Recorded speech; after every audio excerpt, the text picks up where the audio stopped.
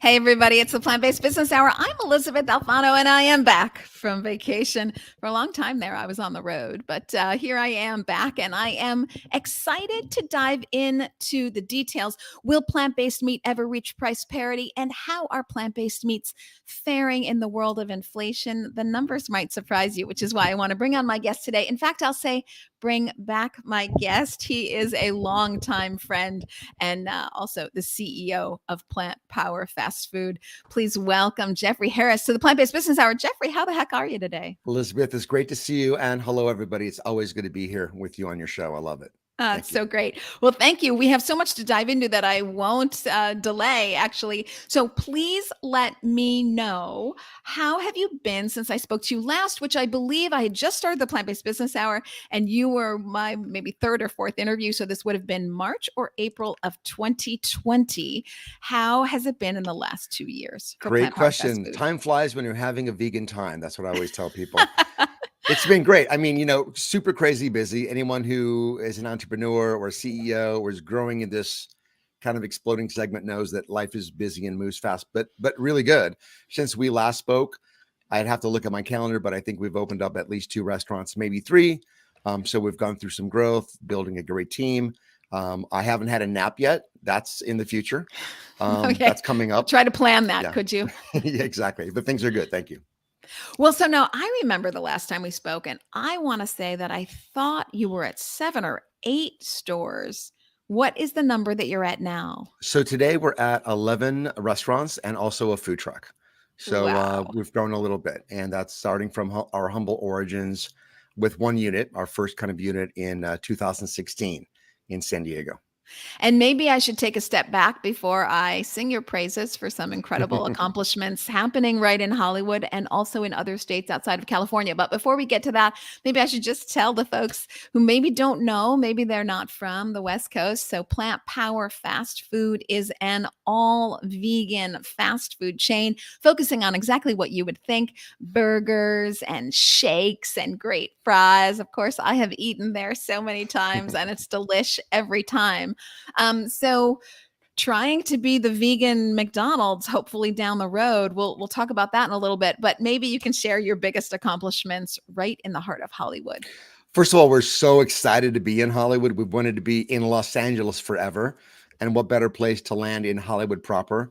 And, we've been getting what I like to call cards and letters these days. That would be emails, LinkedIn messages, Facebook, Instagram, people saying, why aren't you guys in LA? So it's been part of our goal for years. And it took a while to kind of migrate north, from San Diego to get here. So we love being here.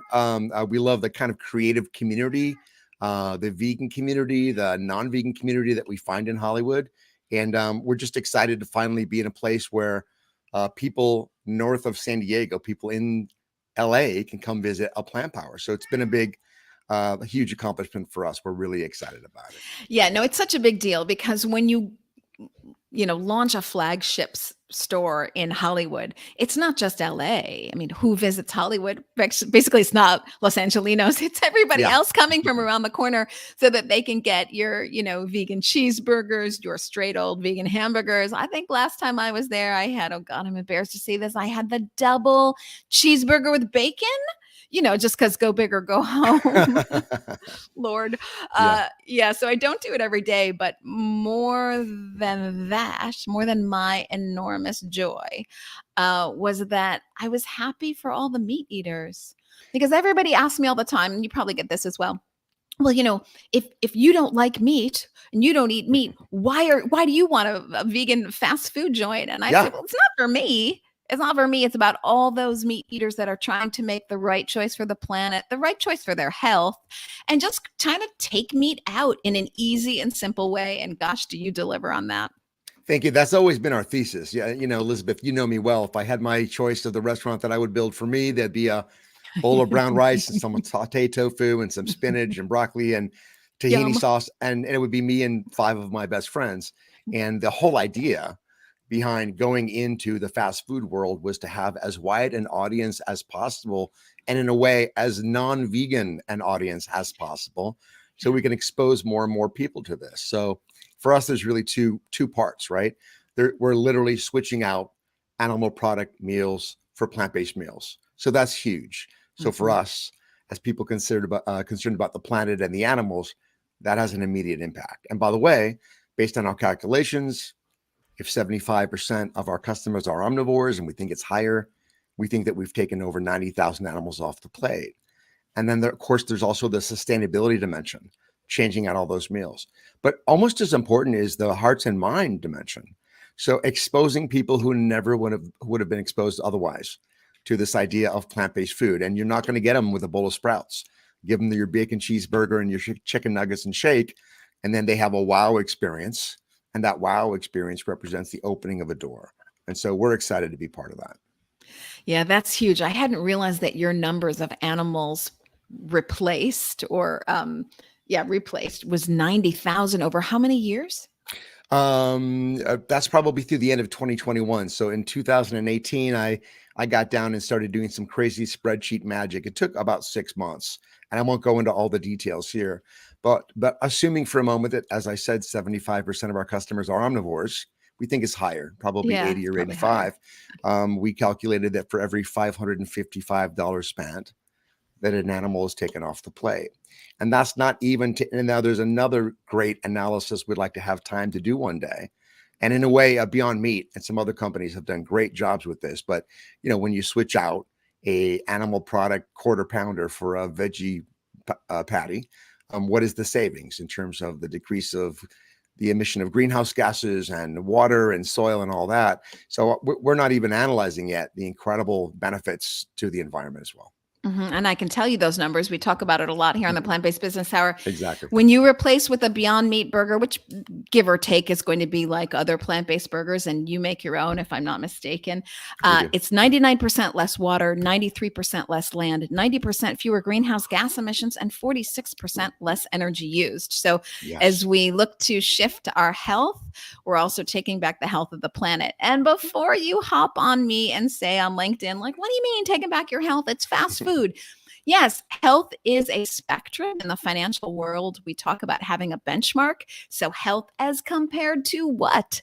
So is plant power fast food a carrot? No, you probably guessed if you were ordering fries on a shake that you weren't ordering a carrot and a head of lettuce, but it is healthier. So a plant-based burger is not going to have cholesterol. It's not going to induce trimethylene N oxide. It's not going to have antibiotics. It's not going to have animal heme. It's not going to have hormones. And you are going to get some fiber. Believe it or not, meat has no fiber, which is odd because it looks fibrous, but it has no fiber. So you have all these benefits moving you in the right direction, which again brings me back to my comment, I'm not just happy for me. I'm happy for all the meat eaters who are saying like, oh man, I don't really want to change my life, but I'd like to make a step in the right direction for my health and the health of the planet. And of course for animals. So you're doing that in spades, my friend. Thank you. We're excited about it. That's the part we love the most. We love when someone walks up to us and says, I can't believe this isn't meat. And I may have shared this with you, but some years ago, a woman walked up to me at our Encinitas location and said, this is the best grass-fed beef I've ever had.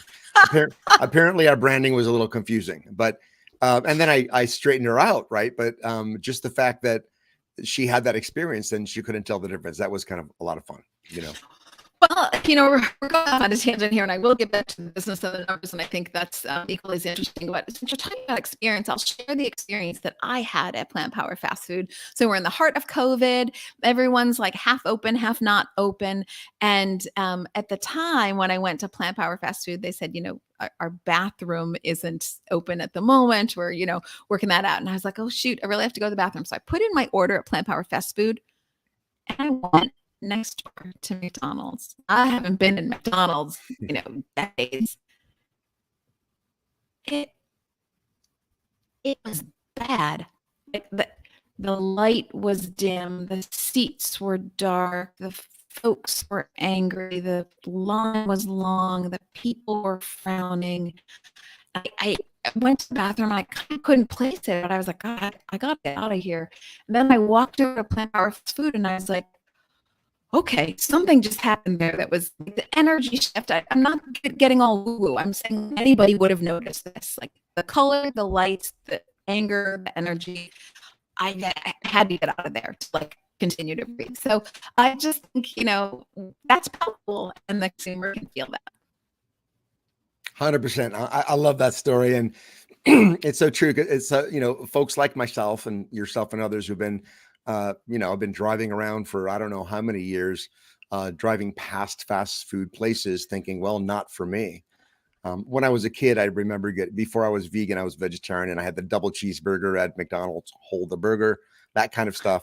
But for the most part, throughout my adult life, just driving past everything. And now the fact that there are places like Plant Power and other cool brands like us, or even the fact that you could get a vegan burger at Carl's Jr. or Burger King or Del Taco, a vegan burrito and stuff. It's pretty cool that it's getting easier for people to kind of go through their normal lives and get a taste of something that's cleaner and better for you and better for the planet. Yeah, 100%. So we didn't go over this before we started today. So if this question isn't something exactly on your radar, you can get the answer to me later. And it may not even be out there. But when I look at reports from, let's say, Boston Consulting Group, BCG, and they say, look, the plant-based alternative market, plant-based innovation is going to 11% of the meat market by 2035. We're still on track for that. They predicted that in March of 2021. The report just came out this week. They predict it still today. Everything on track, 11% of the meat market to potentially 22%. So 11% is a low figure for them, 290 billion. Do you happen to know how much fast food is represented in that number? It's a tricky question. You might not know it. No, it's okay. It's a trap because I should have been ready. Sorry. I have actually been studying that stuff, and I don't have the numbers in front of me, but I do know that it's growing, right? So when you take a look at Plant Power, and there's 4 or 5, actually probably not. There's probably 7 or 8 or 9 similar brands to us, right? That are either kind of fast casual fast food or traditional QSR fast food like we are, and then if you combine, right, the Beyond Meat stuff at KFC and Carl's Jr. and the Impossible Burgers at Burger King, and if you really combine all that stuff, I can't imagine that it's a not measurable part at this point. So I think it's growing, and I know that I was recently talking to somebody from National Restaurant News, and they are doing a story on plant-based fast food.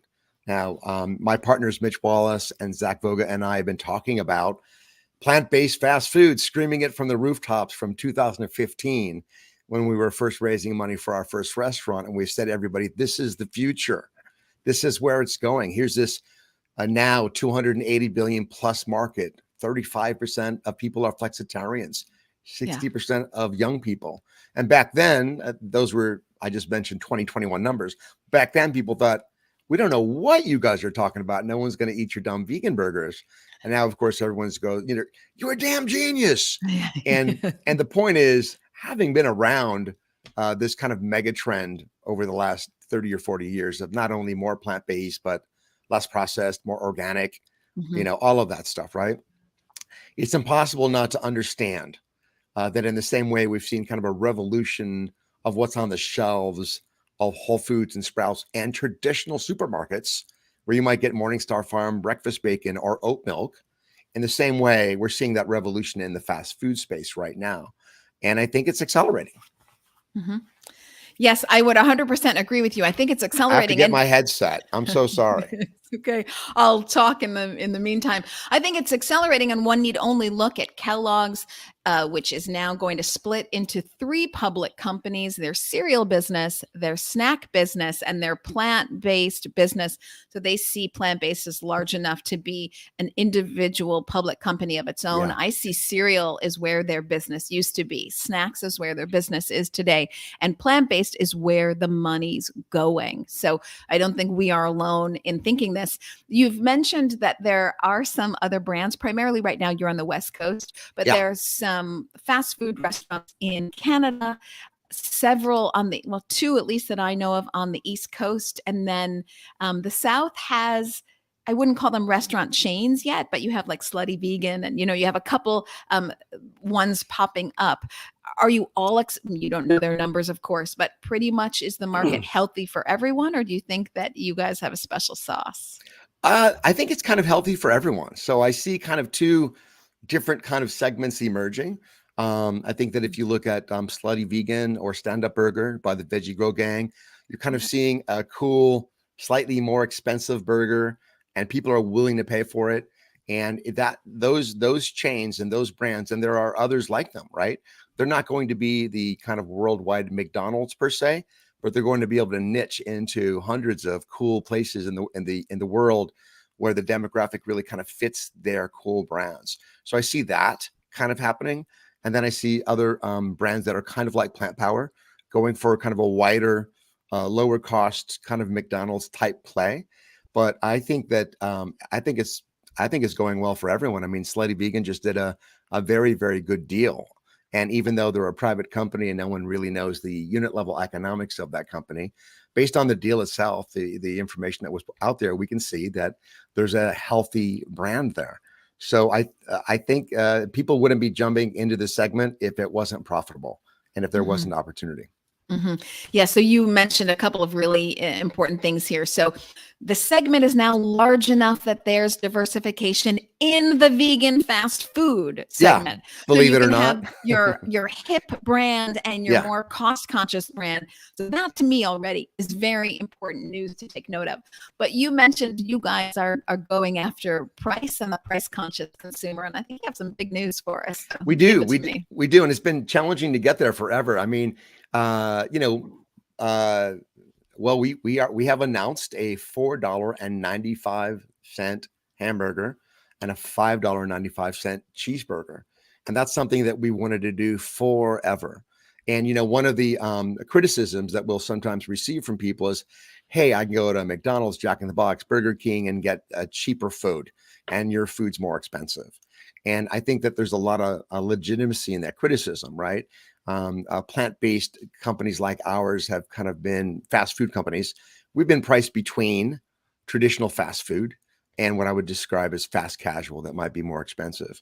And that's just where we've been because the economies of scale have not allowed us to do what the big boys have done yet. And of course, there's a lot of fluff with the traditional fast food.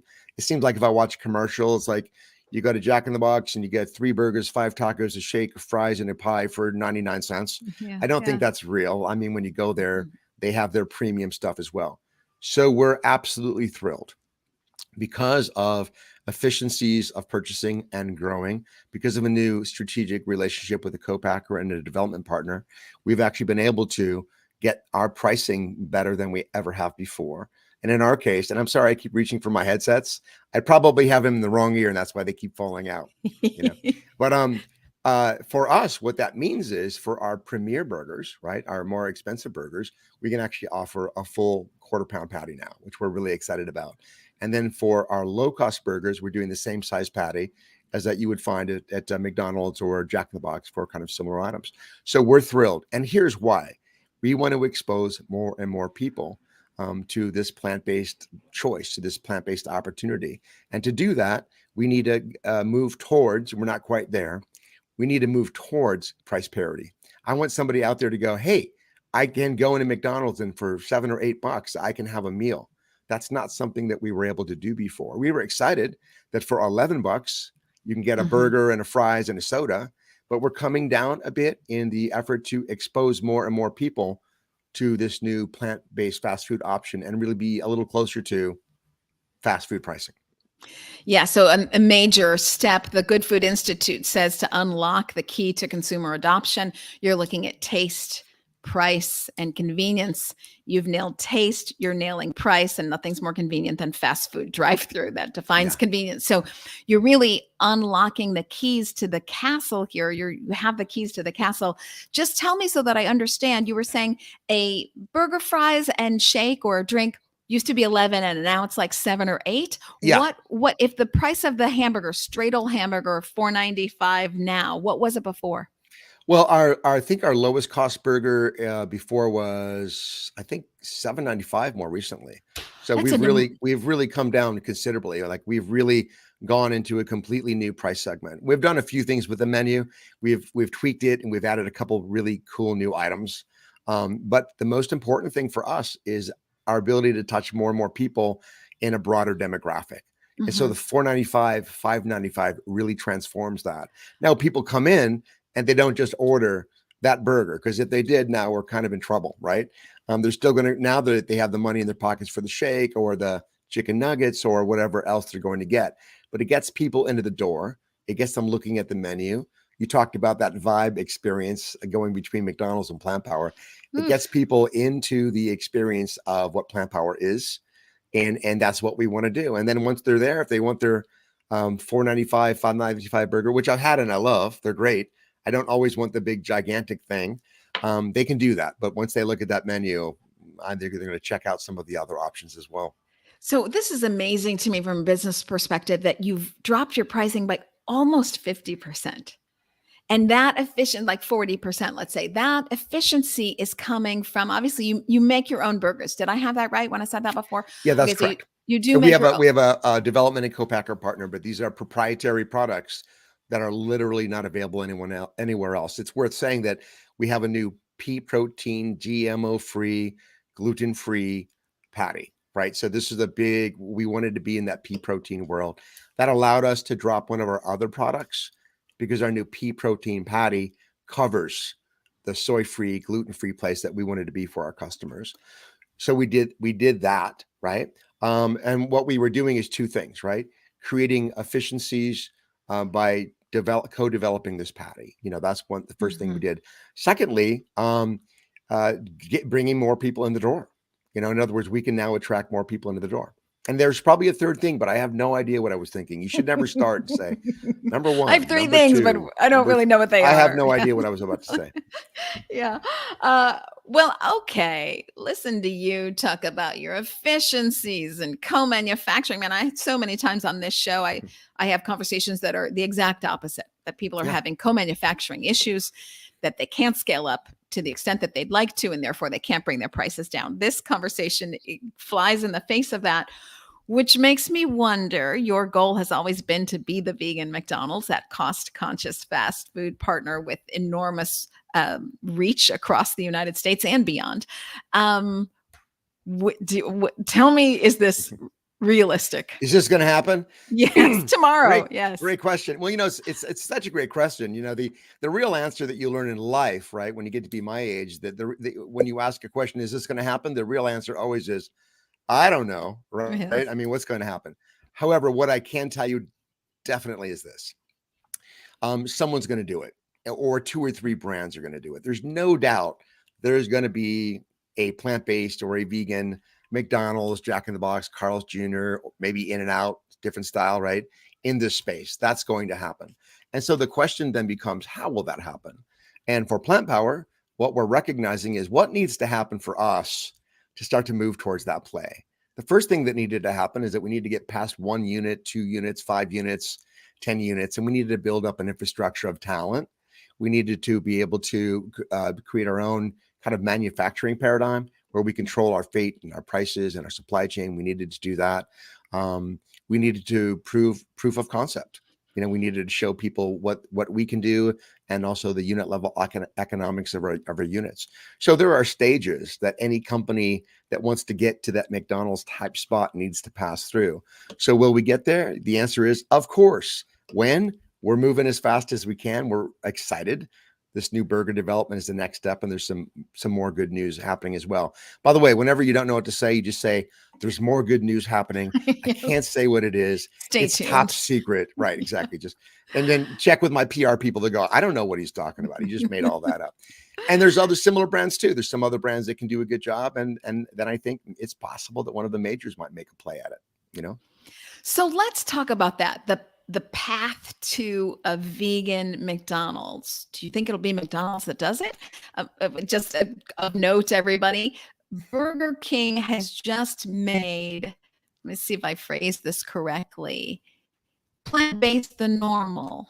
So they have positioned their ad campaign to have at their stores plant-based burger. And if you wanted it to be a meat burger, you could ask for that instead. So the default option is plant-based, and the ad campaign says, do you want it normal or with meat?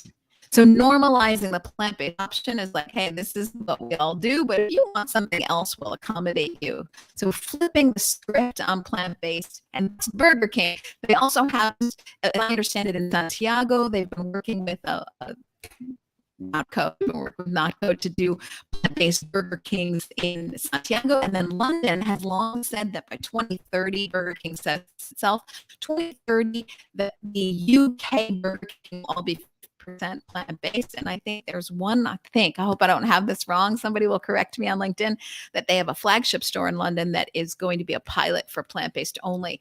So will the biggies get there before the plant-based companies? Great question. I mean, they certainly have the capital, the power, the knowledge, the distribution.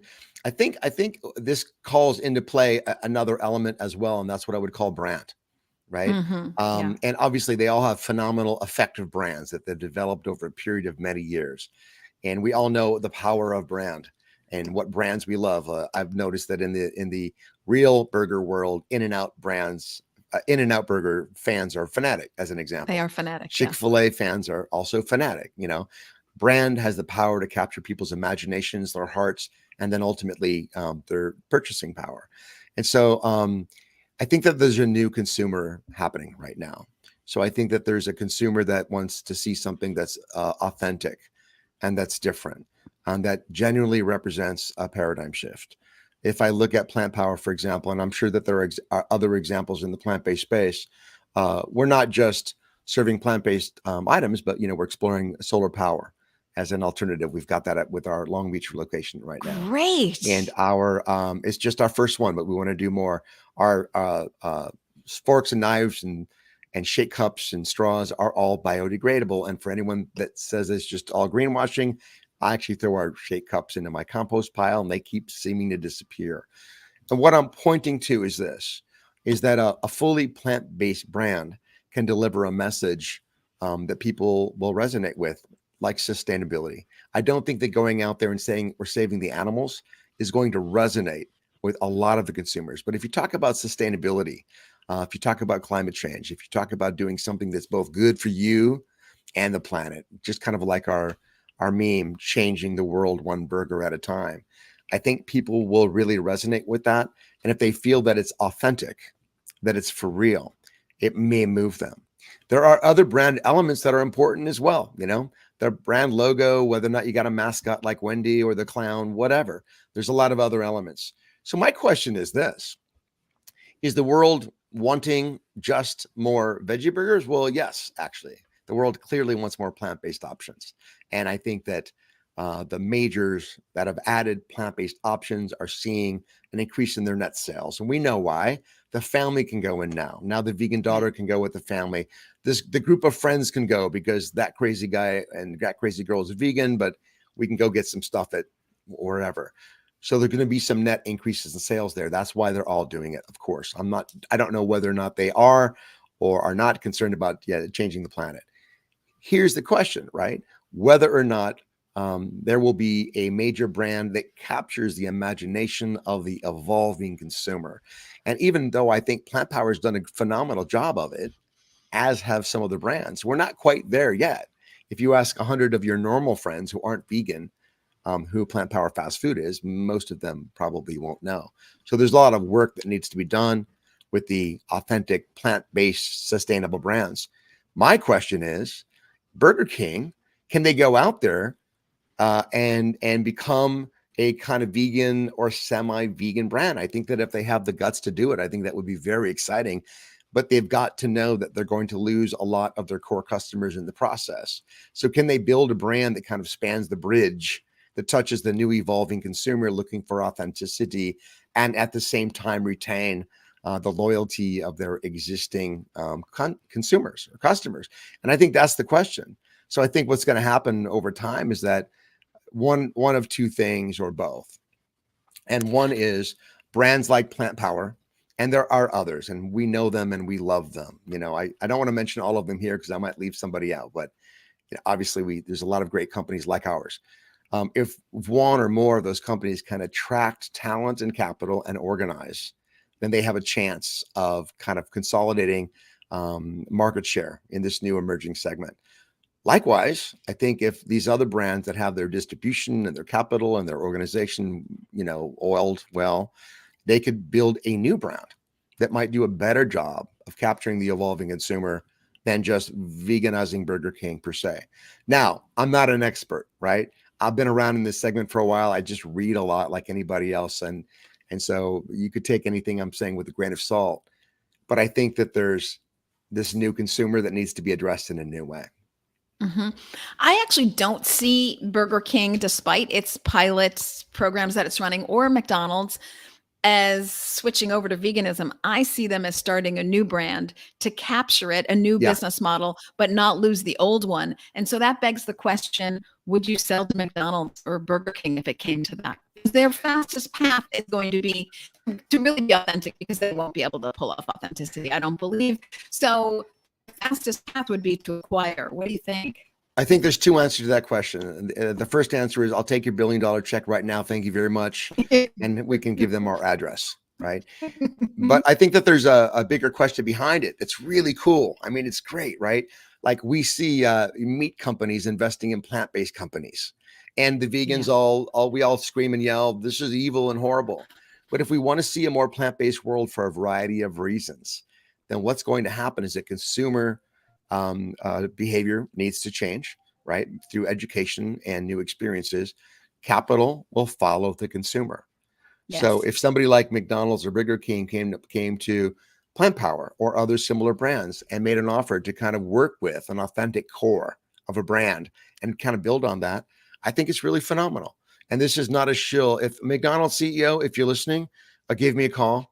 This is not a shill for a uh, uh, you know don't send me a check tomorrow. We're busy. We got things to do. But I do think that that's a phenomenal play as well. And I think that when the majors approach this market, they do want to bring people onto the team who have an authentic relationship with the market, that really understand it. We've seen mistakes made in the past where somebody takes over a plant-based brand. I won't mention any names, and then they pull all their customers. Would you like to see real chicken on the menu? And then there's a crazy uproar. It's very important that as capital and companies approach the market, that they really understand what they're doing. And by the way, 80% of our customers are not plant-based. They're not vegans. They're not vegetarians. But you don't want to lose that 20% that is, because that forms this crazy loyal, socially media active core that you need to grow that brand.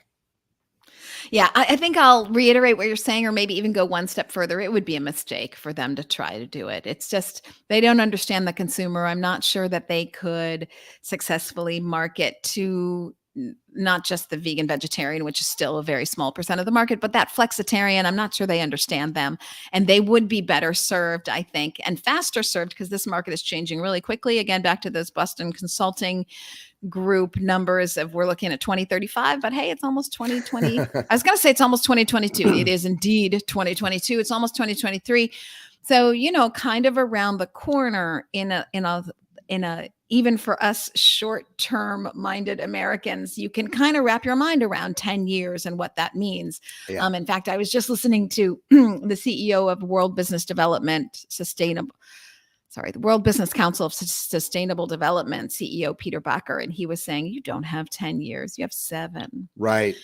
So, Right. and the timeline is shrinking as we see, Well, as I'm the sure you've planet heard today dictates. about the heat waves in Europe, right? Yes. So these things that right. we thought would happen maybe in our lifetimes are happening right now.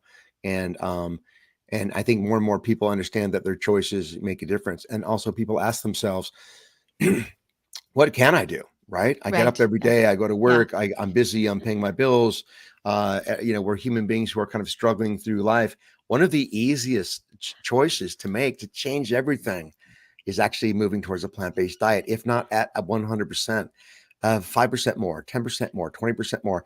This is the most substantial thing that humans can do to make a difference. And it can be joyous. So, and that's what Plant Power and other similar brands are trying to say. Yeah, we're not asking you to give up your bacon cheeseburger and get a slice of tomato on a hamburger bun with mayo. We're telling you that there's something kind of cool and fun, delicious, and you can have this experience that you crave, and at the same time be part of the solution. Yeah. And that is joyous. There's really a lot of joy to that. Yeah. And you think like, oh my gosh, you read the newspaper every day and you're just disheartened. And then I always say, like, come on over to plant-based, because it's good news all the time, about how much water you're saving and how many animals you're saving and how you're emitting fewer greenhouse gas emissions, and how there is a path to a solution through changing the global food supply system, which is what you're doing when you address fast food, because Very much so. that's such a major part of it. I'll tell you a very kind of funny story. I was in Europe recently, and I didn't see very many American. You always see McDonald's, of course, but I didn't see many American brands. And I saw the Five Guys logo, but there was a street lamp in front of the F and the I. So I just saw the V-E guys, and I was like, oh my God, Five Guys went vegan. Vegan guys, 5 vegan guys. That's what That is awesome. That's what I thought it was, is V guys. I'm like, oh my God, finally. When we're vegans traveling, we're like so attuned to like we're waiting for our vegan spider Oh, my sense to word. start tingling and tell us where to go. Oh my word. And then my partner said, no, just move out from behind the lamppost. It's Five Guys. Oh my gosh, too funny. Okay, well, tell me a little bit about your structure. I mean, I think as you talk business, not every plant-based brand is as nailed down as you are. You're talking about units, which just for everybody, you're talking about your hamburger, your options for people, and your cost per option, and your distribution, and your scale, and your co-manufacturing. You're pretty dialed in pretty quickly, because you only launched in 2018, right? You were trying to raise capital starting 2016 is when we first 2016. opened. Yeah. Not a long time. Really not a long time. Seems like about 100 years sometimes. Well, we'll get to CEO life balance in a second. But, we talked about Hollywood, but you've also branched out to Nevada. You're in Las Vegas. So these enormous, huge strides. Maybe tell me, what is your business model? Do you own every store? Is it a franchise model? And, layered onto that, what kind of growth are you looking at? Great question. When we first started, we didn't have much in the way of money. And so we threw what little money we had into our first unit. And then we got a group of investors into that unit as well. That's how we financed it. We call those joint ventures, right? They're now owned by the Plant Power Restaurant Group, parent company, and a group of investors. And that's how we started building restaurants, getting a bunch of people, throwing them in that restaurant, taking their money, and then they would get quarterly returns, and everyone loved it because it's like, oh my God, I'm getting checks. And that worked. Since then, we've been in the process of converting joint venture units into wholly owned and operated units. So going forward in the future, most, if not all, of our units will be wholly owned and operated, where we're in a 100% equity and also profit position. So we've been kind of moving away from that for corporate units, right? And we have some JVs we've converted, and we have more other units we're building that are 100% corporate. On the other side, we've got some phenomenal franchise partners as well. And those franchise partners allow us to develop the brand and open stores at low capital cost to the company, and also develop a partnership with skilled operators. So going forward, we see really a combination of wholly owned and operated corporate units. And there may be some JVs that continue to exist, because sometimes the JV partners don't want to go away. But we like staying here. Like, okay, that's fine. That's cool. So, but the future of our development is both corporate and franchise. Now, people ask, well, what's the ratio and how does that work? And these are really great questions that would take more time than we have today. But I can share a couple brief things. And number one is the market opportunity is massive. And so at some point, a really well-developed franchise program is what will be required to get to 500,000 or more units in North America, or working with outside of US master franchise development partners. If you really want to get to that place, you can look at McDonald's, and you look at Burger King, you can look at Jack in the Box, and you can see that over 90% of their units are actually franchise. And that's because that's how you accelerate development at low capital cost.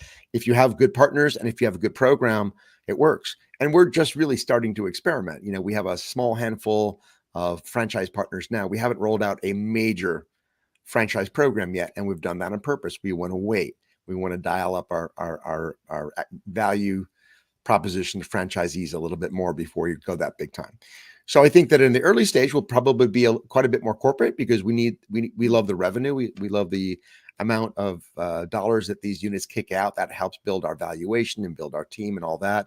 But lately I've been looking at the majors, and if you think mid and long term, that franchise play looks pretty good. Ultimately, even though I'm the CEO and I have a cool title, we have a board of directors made up of much smarter people than me. And of course, these decisions will evolve over time as we evaluate the opportunities. And what's the demand coming to you of those who say, hey, I'd like to be a franchisee? Actually, quite high. I mean, I get inquiries That's cool. probably every week, and we have learned the hard way, right? Not everybody's ready. So on one side, you've got the dedicated, passionate vegan who wants to change the world, who lives in his mom or dad's garage and has $200 and wants to be a franchisee. And I take those calls. I do. I say, well, dude, if you could put together the team, we're game.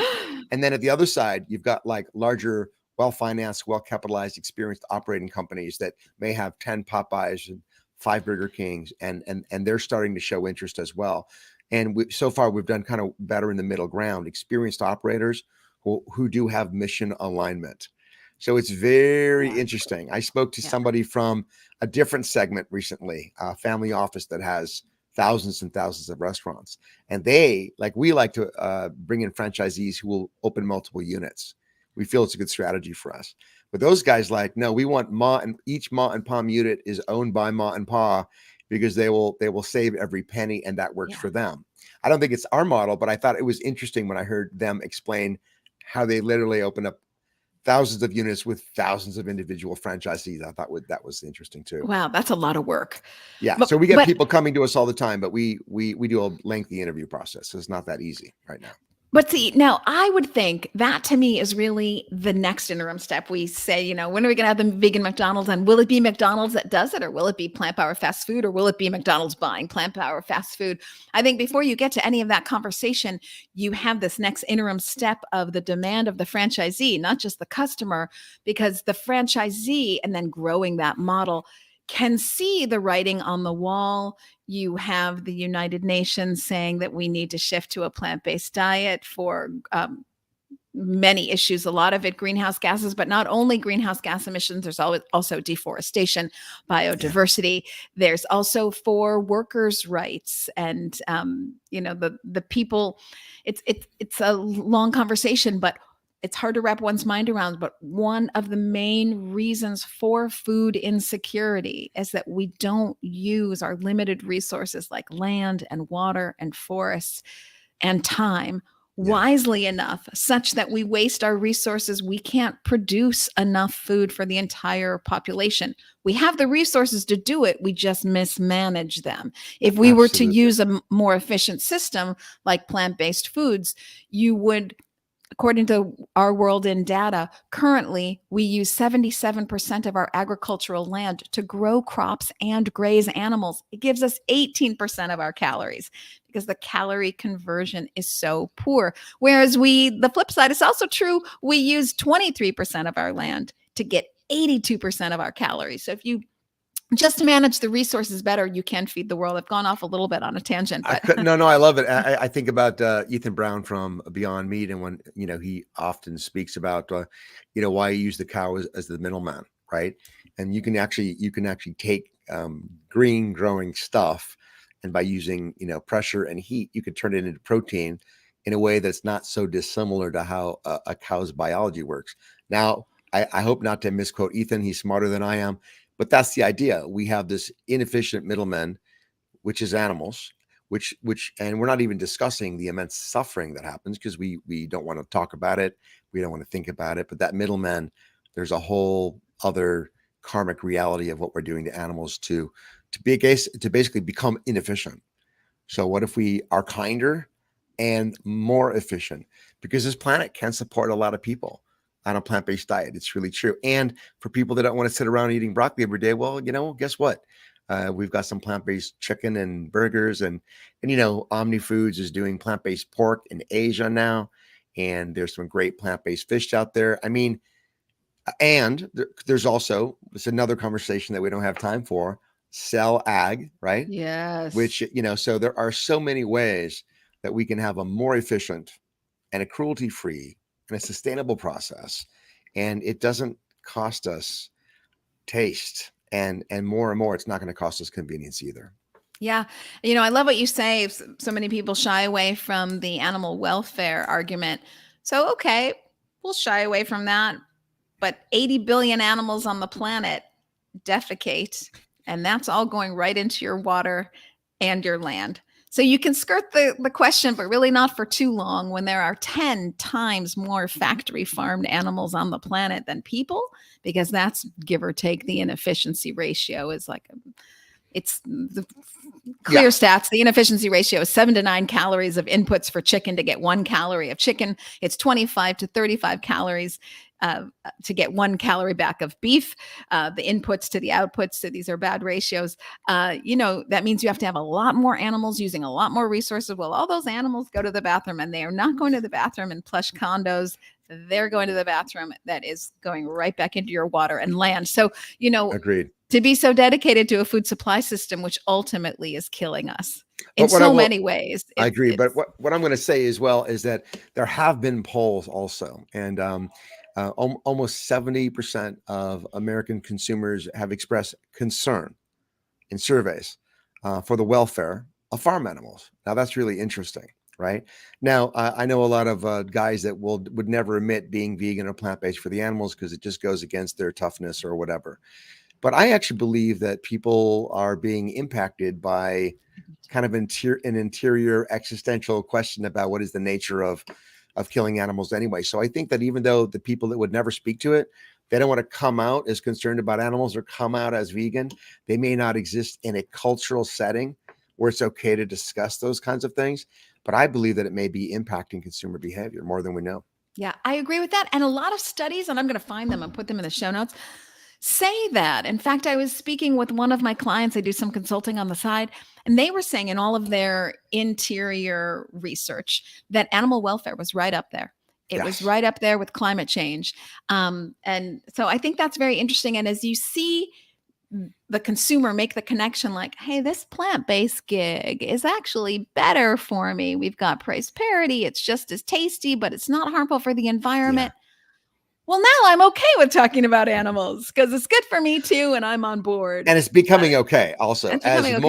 As more people are vegan or plant-based in your circle, right? And there's been a lot of social science around that, right? So, obesity, fitness, the movement towards plant-based, this kind of has a social impact. When somebody in a circle of friends decides to get in shape or goes plant-based, or make some other positive decision in their life, social science shows us that has an impact and influence on the people around he or she. So that's 100%. Extraordinary as well. Yeah. And, there's just, I can see why you have such demand for the franchisees, because the information is coming to the consumer from all different angles. So you were quoting Ethan Brown. I'll quote him here. He was on the Plant-Based Business Hour, and he said, what if we approached our global food supply system and its inefficiencies with the same amount of research dollars spent that we put on alternative energy? So, there's this, be more efficient there, address climate change, address animal welfare, address our health and food insecurities. So there's all these things happening at the same time, which I would think would make business owners as well as consumers say, hey, this is a good business. But there's another thing that I'd like to just mention really quickly that I think is timely and interesting that it's happening now is inflation has been kicking up, as we all know. And boy, you feel it when you go to the grocery store, even more than in other areas like getting on a plane or something. You really feel it right at home at the grocery store. And I'm going to share my screen here, see if I can show just a very simple takes me a little second to figure out what I'm doing. Just a very simple chart that comes from, this is a Vox magazine article, but the chart that I'm showing to anybody who's watching on live right now on LinkedIn is from the Bureau of Labor Statistics, showing that eggs are up 22.6%, chicken up 16.4%. This is inflation numbers, April 2021 over April 2021 compared to April 2022. Beef and veal, just won't even get into what veal is and how that exists. But okay, 14.3%. Pork, 13.7%. Fish and seafood, 11.9%. Beans and lentils 9.8, bread Mm, 9.1, fresh fruit 8.3, and veggies 6.2. So you see this interesting conversation happen around inflation and how plant-based foods are actually faring better. Not just the inputs like straight old beans and legumes, but also plant-based products are coming in according to the IRI CPG inflation tracker. Plant-based foods are in the bottom 3 out of yeah. 40 of least affected by inflation. So you see that plant-based foods just aren't having the same jump in price as meat and dairy. So have you noticed that any of that recognition is like part of the conversations you're having with franchisee owners? Well, what we haven't gotten hit by in our sourcing now, we certainly have seen price increases. So Sure. we've had two things going on at the same time. We've been negotiating better pricing because we're growing. So there's kind of these efficiencies of scale going on, which has allowed us to kind of get into this less expensive burger patty and do some new and creative things. So there's that. And then there, on the other side, commodities pricing, even before this Yeah. inflation hit, kind of post-COVID economic results, right? Certainly kind of drove transportation costs up and commodities. So we've seen really a mix of different things, but we haven't seen the kind of inflationary pressure on our core ingredients yet that we've expected to see. Now, I'm not an expert also. I've got a CFO and a COO, and we walk through this stuff. But we do think inflation is affecting consumer behavior, right? Mm-hmm. Like we Sure. definitely we see less people kind of driving out to the restaurant and sitting down in it, and we see more people either kind of driving through or driving up in the midst of their otherwise busy day or ordering through third party. So I think this inflationary spiral is impacting the consumer behavior, and plus everything's different from how it was, pre March 2020. The world is in an area where the patterns are different. Everyone's kind of trying to understand what's happening. It's changing. Yeah, and I don't know that we're going back, but it's interesting to think that meat and dairy are experiencing such large scale inflation. So again, about 14.3% per meat, and much more for Yeah. eggs, and even chickens higher than beef, in the double digits, whereas plant based is in the single digits, and this is with subsidies. So. Right. That's an important thing to point out as I well, right? Because vegan food has not been subsidized by the federal government yet, as far as I've been told. No. So you're right. That's No very level well playing said. field there, and That's for nor are sure. we letting the free capital markets do their work, Right. because if things cost what they really cost, you'd see a lot more consumer adoption faster to plant-based foods. No And doubt. I think this inflation story is actually helping plant-based foods as well right now. That and we've done research at VegTech Invest, my fantastic partner, Dr. Sasha Goodman. I mean, if you really want to be efficient with how you get your protein and fiber, oh my word, go to beans, legumes, lentils. They're going to be 13 cents a pound compared to 47 cents. Oh, excuse me, an ounce compared to 47 cents an ounce for beef. And you are getting all that protein right there at the legumes. So, not to mention you can drop some pounds and save your Totally. heart. So, Totally. yeah, I think inflation in the long haul, because we're going to be in this inflation story for a while. I don't see the Fed letting up anytime soon. So I think this is going to be another tailwind for plant-based. But all this tailwind, all this work, all this exciting stuff. Your CEO, you said you never sleep? Well, you didn't say that. You said you haven't napped. Oh, bring back nap Well, time. and that's probably a slightly dramatic exaggeration because my girlfriend and I will go out for brunch at least once a week, and I'll take a few hours off often on a Saturday or Sunday. But the truth of the matter is, work-life balance has been challenging. We talked about this for a moment before the show. I don't know how anyone does it. I do know people that do it. I think that when you're constantly kind of in this growth mode, there's always more that comes in front of you. But just on a personal note, I'm taking time to jump on the Peloton and trying to take a little bit of time off on the weekends and just trying to find health and wellness in the midst of it all. But it's challenging. It's long days very often. It's so hard. The way I deal with it is I put myself on a hiking trail. So I physically can't get to a computer. Yeah, I exactly. physically can't get Wi-Fi because otherwise I can't be trusted. I'd be, so you can't say like break for dinner because I'll be like, no, I've still got Wi-Fi. Oh my I can God. eat and do Wi-Fi at the same day. Yeah. Okay. A couple of I've, you CEO, you don't have time to build a plant-based business hour. I will let you get back to your life. A couple of quickie questions here before we go. Can you give me, you may not be able to, can you give me right now you're at 11 stores, I think you said 11 stores Yes, and a food yes, truck. that's Okay, correct. so can you give me 3 years from now, no, 2 years from now, how many plant power fast foods are there going to be? It's top secret. I could tell you, but then we know Yeah. what happens next, right? Okay. All right. Fair Actually, enough. there's a lot of good stuff happening. We can't really say. I will say that right now we're really concerned with a kind of growth that we have on the table. A reset, Mhm. stabilization, really kind of making sure that the model works really beautifully before we start to really accelerate. So I think that with recent downturn in the economics and the capital markets, anybody who's in our segment is kind of looking at kind of battening down the hatches, making sure it works, and really kind of working out every efficiency that they can. So there's a short-term focus on that, like getting the model bulletproof before we expand. So we certainly do have more restaurants in development now for sure. And Mhm. that's all I can say. Otherwise, somebody will kill me after the broadcast. Yeah. Well, there's certainly no harm in locking down the hatches, as they say. It makes Yeah. so much sense that you would want to. And I think maybe some plant based brands, all of us, even in the media, we just got Yeah. excited about where it could go. And, now everyone's got to get serious and like really perform. And that is a very fair comment. So, no time to do that like the present. And the capital markets are having a tricky time, as we know. Basically, the markets have fallen off a cliff as Yeah. of 2022, but venture capital as well. So, Yeah. ventures having a tricky time. So it's tough out there, but at least you have a good foundation with which to Yes. work. Yeah. Okay, more quickie questions. Fine, you're not going to give us too much details on plant power fast food, but I'll say the same question in the next 2 years. Where do you think the industry's going? Plant-based in The general. plant-based industry, it's absolutely accelerating. So, there's two conversations that are being had out there. One is looking at publicly traded plant-based stocks and publicly traded plant-based companies and how those valuations have been impacted by current conditions, right? But let's just put that aside for a moment, right? Because that's very often a function of the market and the value of different ways of analyzing value.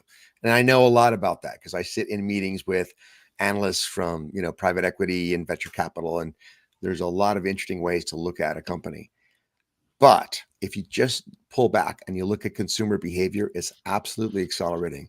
Every metric that we can see indicates that plant-based is growing. We see school cafeterias adding plant-based day and plant-based Yes. options, and hospitals adding Yeah. plant-based options. And so, no, that is going forward a million miles an hour. The world's changing. People's ambitions and aspirations for health and wellness, the concerns about the planet, their concerns about animals. There's an awakening occurring, and even though it's you have to look beneath the surface a little bit, but these consumer trends towards plant-based is not going anywhere. And what you're saying sort of flies in the face of what the media has been saying lately, that plant-based is down or that there's not a lot of consumer interest. What do you say to that? And yeah. First of all, they're smart people and I'm not. So let's just clarify that, right? There's a lot of very smart people that are looking at numbers. But some of what I'm talking about is anecdotal, meaning more and more people in my life. And I don't just walk in vegan circles, right? I'm not just like eating tofu at the yoga studio, more and more people that I know in my life, normal, not vegan people, are moving towards plant-based. I think you can ask anybody in your world and you can see that.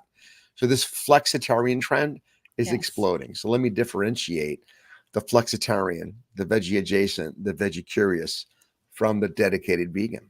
And that flexitarian trend is growing more and more. And most significantly, it's skyrocketing among people under the age of 35. So there's that, right? And then I have seen figures in terms of the growth of the purchase of plant-based consumer packaged good analog products, Uh-huh. fish and chicken and burgers and all that at the supermarket, that's still continuing to grow. I mean, that data is pretty solid.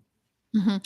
Yeah, I would completely agree with you. You can reference the Good Food Institute along with Plant-Based Foods Association that said, at least in the United States, the plant-based food sector, this would include milk as well as meat, grew 3 times as fast as the overall food market. So Yeah. that, I think, tells you right there where consumers are going, and all that growth is coming from flexitarians.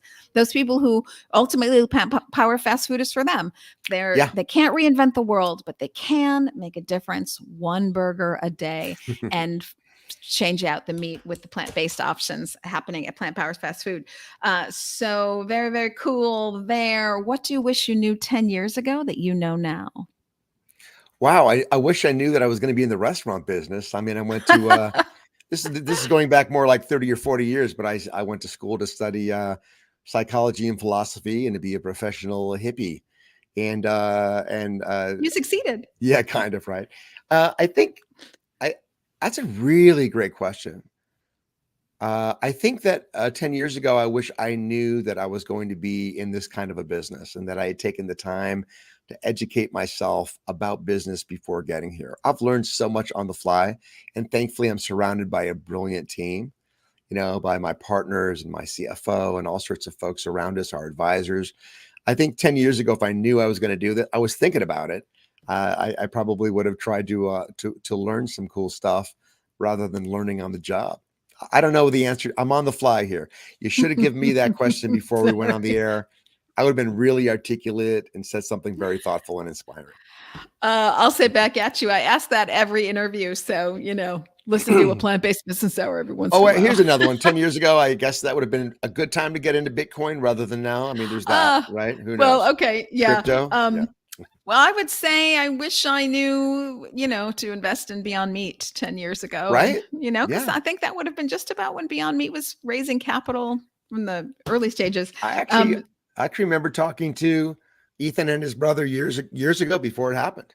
And they were telling us this cool idea they had to do this thing. And I'm like, wow, Wow. and yeah, Yeah. amazing. And history is in the making. Tom Vincel, one of our loyal watchers here on LinkedIn and Facebook, he's asking, are you going to branch out from California and Nevada? You head to Chicago? Any chance? Any chance? Yeah, we want to be absolutely everywhere and worldwide. So the answer is always yes. People are saying, will you be in Austin, Chicago, Florida, Washington, D.C.? Yes, yes, yes, yes, yes. It takes time. We have a little bit of work to do, but we would like to be everywhere. That's really the goal. Well, that's the vegan McDonald's for you right But there. but if he's asking, will we be there next Wednesday? Then no. No, okay, not next Wednesday. Noted. When you were having a bad day, and he's been up and down since the last 2 years, there is no such thing as like a normal stable day anymore. So you're up and down. Is there a phrase that you say to yourself to get yourself back in the groove? Yes, that's such a great question. I think well, I'm going to get cosmic now, if I may. I think there's two things that I don't know if there's a phrase, but the two things I think about is faith and surrender. And what I mean by that is I can't control the outcome of every situation that I'm involved in. I can make my effort, right, to create the best possible outcome for everyone. But sometimes the world is moving in strange ways that are inscrutable. And so I speak, my internal conversation is sometimes is have faith, surrender that everything is unfolding as it should. And the other thing I think about a lot is be love, right? I like when things are stressful and tough. And if I am not feeling kind or if I'm not feeling loving, I try to remember that and speak that internal talk and get myself back into that place, because at the end of the day, that's what's going to change the world. I gotta tell you, you feel that at Plant Power Fast Food. You walk into a Plant Power Fast Food and you just feel like, hey, a burden has been lifted here. It's just a source of joy, really. So if anybody, comes down to Los Angeles or, hey, Las Vegas, and you are a tourist, you've never tried Plant Power Fast Food before, go and get yourself to one for sure. Okay, my very last question is, you get on with your day and I get on with mine. You're running around like crazy, like today, actually, and you don't have time for lunch. What is your go-to snack? Oh, it's so dumb, and it's kind of not dissimilar to what I said last time we spoke. And you said, "Wow, that's boring." But I typically will grab some kind of a gluten-free, organic tortilla of some sort, and throw in some avocado and some onions and tomatoes and some nutritional yeast. It's not fun. It's not like a plant-powered cheesecake or our chicken nuggets. But when I'm moving fast and I'm working out of the home office, which I am much of the time, it's like, it's like gluten-free organic tortilla, stuff inside, move to the next level. Yeah. Move Although on. I will say, when I'm working at Plant Power, and I'm often meeting advisors and investors there, I'm kind of addicted to our chicken nuggets. Right now, I want to tell people that the rumors that you've heard that we actually put crack in the nuggets is not true. There's no actual Thank you crack in for the nuggets. clarifying. Yeah, there's been a lot of rumors about that, but oh my God, in terms of food that just kind of like blows your mind, So that's my at home and Plant Power favorite snacks for today.